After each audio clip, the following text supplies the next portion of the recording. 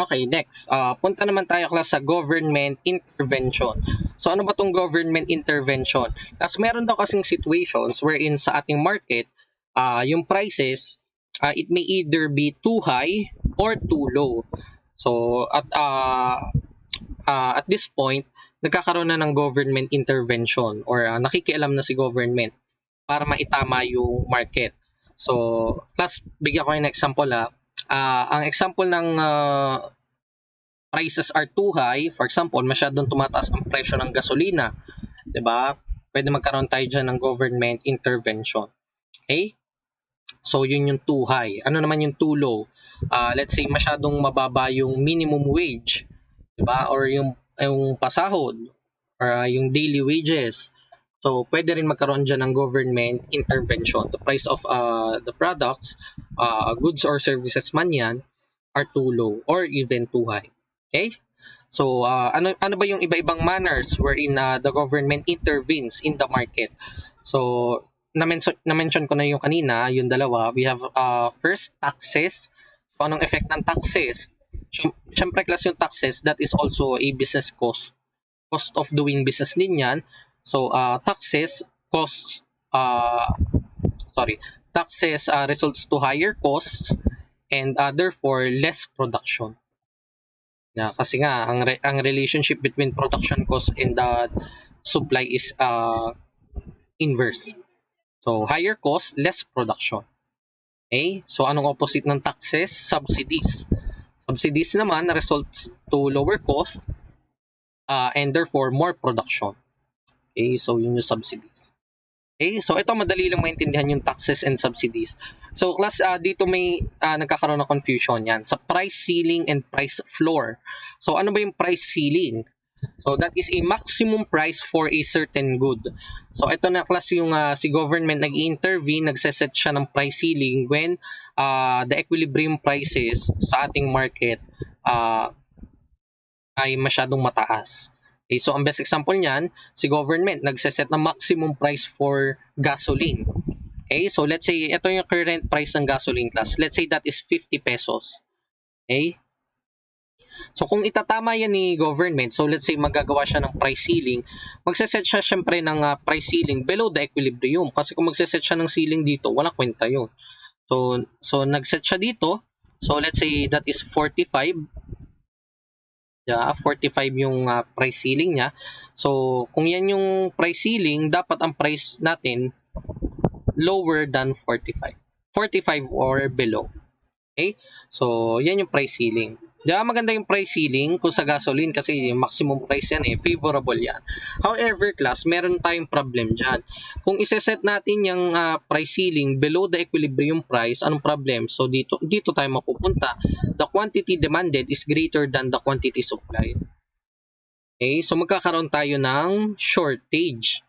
Kasi class, pag nagkaroon ng price ceiling, yung mga oil companies, syempre, hindi yan magsusupply kasi unfavorable sa kanila yan yung price ceiling.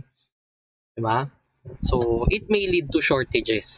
Yan, yung possible na maging problem natin sa price ceiling. Okay? So, ayan. Next. How about price floor? So, kung yung price ceiling, maximum, yung price floor naman, minimum price for a certain good. So, ang best example ng price floor class is the government setting a minimum wage. So, let's say a minimum wage let's say class this is 300 pesos. Example lang yan 300 pesos per day. So, yan yung ating current equilibrium price. If the government sets a minimum price for a certain good, syempre higher than 300. So, let's say 315. So, dito yun. Let's say dito. That is 315. Okay. So, meaning, yan na yung bagong price floor or minimum. So, dapat ang wage ay 315 above. Tama?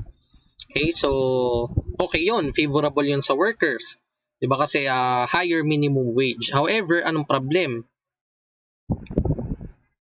Yan. There is now a higher quantity supplied compared to quantity demanded. So, in this case, class, ang possible na maging actions dyan, favorable yan sa workers, pero hindi yan favorable sa businesses.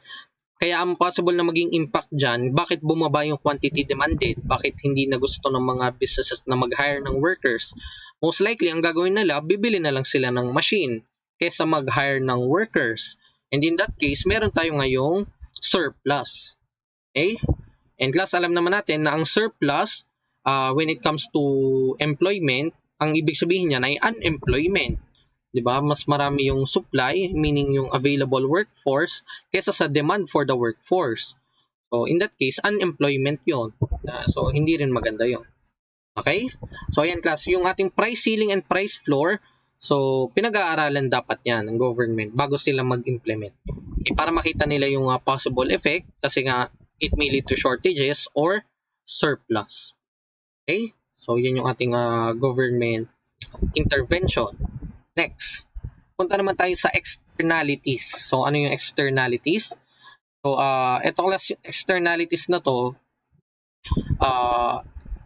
ito ay impact sa pricing ng goods. So, another factor that causes inefficiencies in the pricing of goods in the market. So, class, when we say inefficient yung pricing ng goods, so hindi siya accurate. Diba? Hindi accurately price yung goods in the market. So, kasi meron daw tayong externalities. So, ano ba yung externalities? This is the term used to describe damage to common areas that is caused by the production of certain goods. So, damage to common areas. Ang best example niyan, pollution. Kasi itong ating environment, that is a common area. Lahat tayo gumagamit or lahat tayo nakikinabang sa ating environment. So, pag nasira ang environment, hindi naman natin nire-record sa accounting yan as an expense. Diba? Wala naman tayong environmental loss expense. Diba? Wala naman tayong ganyang account. So, ibig sabihin, itong damage to common areas na to, hindi na ko-consider ng mga businesses. Diba? So, the externalities are normally not included in pricing decisions unless government regulations are implemented. So, dito, yung DENR regulations, or yung mga fines and penalties, yung environmental protection laws, di ba? So, yun yung way para ma-include or ma-incorporate yung ating externalities sa pricing decisions. Okay?